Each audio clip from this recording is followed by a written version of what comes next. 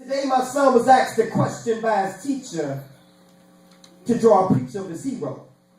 And after thinking for a moment about who made the most De Niro, well, he drew a picture of me and a Nero.